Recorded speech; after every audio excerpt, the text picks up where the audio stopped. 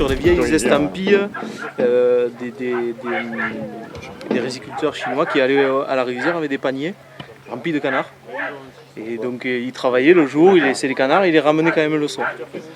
Et il y a un japonais qui a remis la culture associée au canard il y a une vingtaine d'années maintenant.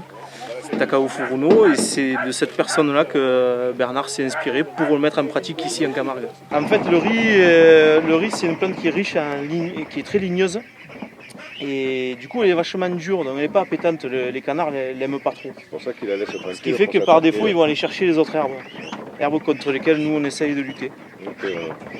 Et là, tu les mets combien de temps? Donc là, on les met à partir de maintenant jusqu'à mi-août, fin août, quand le riz arrive à épiaison. Là, à ce moment-là, on commence à sortir les canards.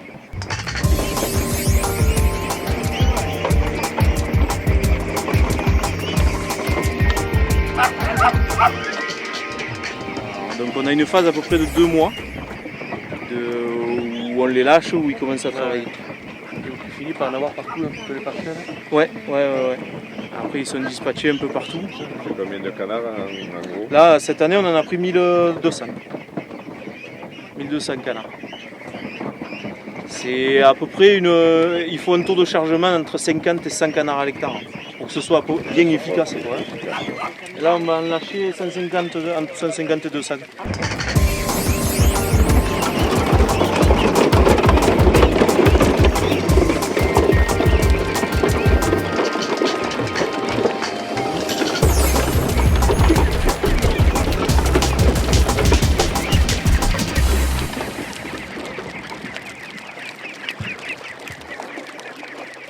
Et jusqu'à la nuit noire, ils vont dans les rivières. Ah d'accord.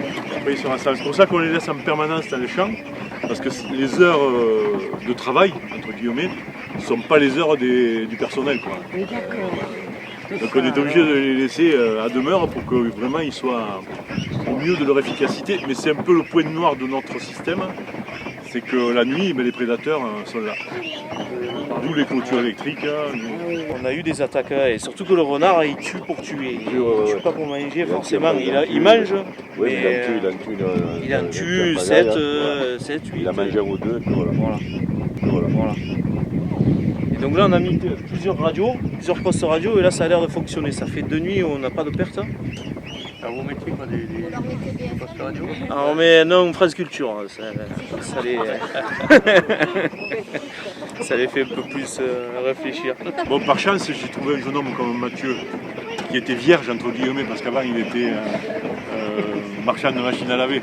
Donc l'agriculture, il ne connaissait pas. Et le seul agriculteur qu'il a eu comme formateur, c'est moi.